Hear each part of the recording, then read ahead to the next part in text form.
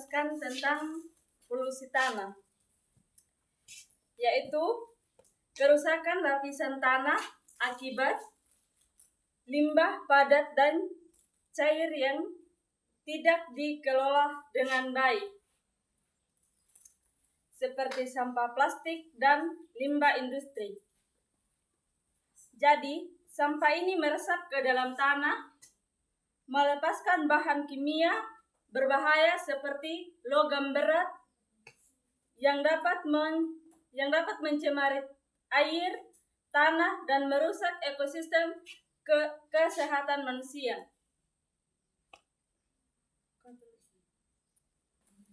Yang berikut penyebab utama polusi tanah. Yang pertama itu pengolahan sampah yang buruk. Jadi bagian penyebab utama polusi tanah. Yang pertama itu pengolahan sampah yang buruk, yaitu bisa terjadi juga sampah rumah tangga, sampah industri dan plastik dibuang sembarangan ke tanah dan tidak terurai dengan cepat. Ada limbah industri, yaitu limbah dari industri kimia yang dibuang ke tanah dapat mengubah pH dan merusak struktur tanah. Yang berikut penggunaan bahan kimia pertanian, yaitu pestisida dan pupuk kimia yang berlebihan dapat terserap ke dalam tanah dan mencemari air tanah.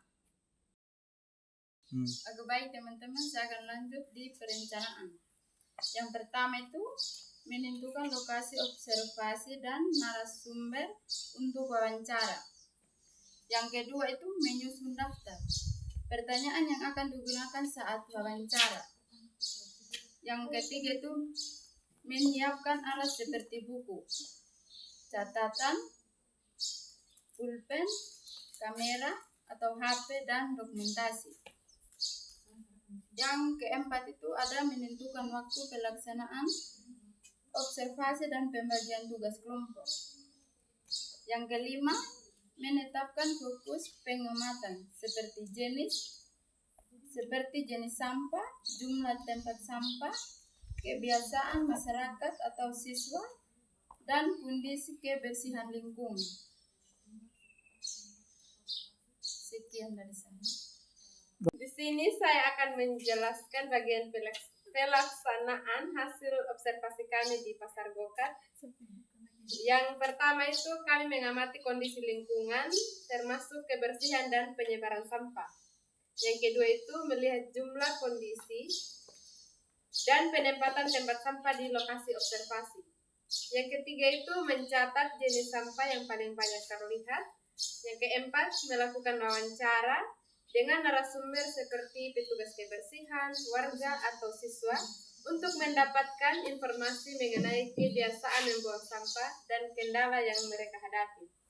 Yang kelima itu kami mengambil foto sebagai dokumentasi kegiatan. Ini saya akan menjelaskan tentang hasil wawancara kami dari observasi. Di sini kami mewawancarai Bapak Agustinus Nani.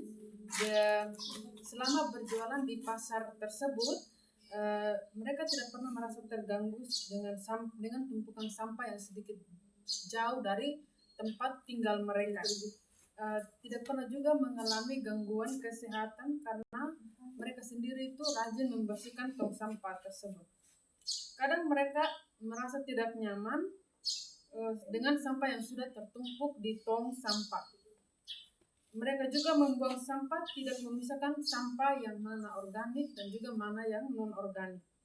Di Pasar Gokat ada tempat sampah yang tersedia, tetapi petugas kebersihan tidak setiap hari atau dalam satu bulan tidak selalu rutin membersihkan sampah tersebut.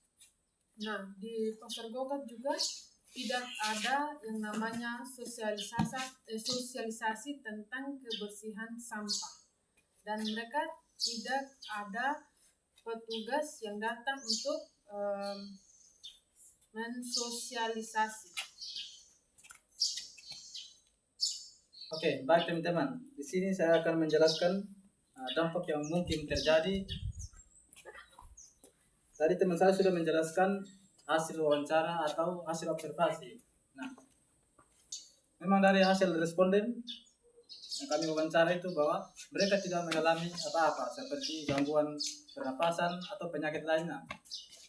Mereka tidak mengalami seperti itu karena mereka berpikir bahwa dengan adanya sampah juga itu bisa ada nilai plusnya atau nilai positifnya, seperti menjadi pupuk, ada limbah-limbah yang dibuang begitu, itu mereka itu tidak merasakan apa-apa seperti gangguan pernapasan dan penyakit lainnya. Nah, di sini kami diskusi bahwa kemungkinan secara sains itu ada penyakit atau sesuatu yang mereka rasakan akibat sampah tersebut.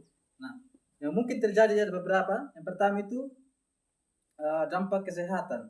Nah, bisa jadi penumpukan sampah di pasar itu menimbulkan penyakit serius seperti gangguan kesehatan, pencemaran lingkungan, dan kerugian ekonomi. Terus yang pertama dapat dampak kesehatan. Penyakit infeksi seperti sakit kepala atau mual-mual dan infeksi saluran pernapasan. Nah, penyakit infeksi seperti sampah yang kesehatan. Penyakit infeksi, sampah menjadi sarang lalat yang menular bakteri penyebab di era penyakit kulit. Terus masalah pernapasan ini juga sangat penting karena pembusukan sampah itu mengeluarkan gas-gas yang menyebabkan masyarakat di Pasar Koba itu mengalami gangguan. Terus yang berikutnya ada dampak lingkungan seperti polusi udara. Bau membusuk mengangkat gas metana dari sampah organik yang membusuk dan mencemari udara. Terus yang berikutnya ada populasi tanah dan air. Sampah mencemari tanah lingkungan dan menjadi air, kotor dan bau. Sampah yang menumpuk menimbulkan bau tidak sedap atau membuat pasar terlihat kumuh. Terus yang berikut lagi, sumber penyakit. Sampah menarik lalat, tikus, dan kecoak yang dapat menularkan penyakit seperti diare, tifus, dan demam berdarah. Terus yang berikutnya, pencemaran tanah dan air. Air lindi dari sampah dapat meresap ke tanah dan mencemari air di sekitar pasar.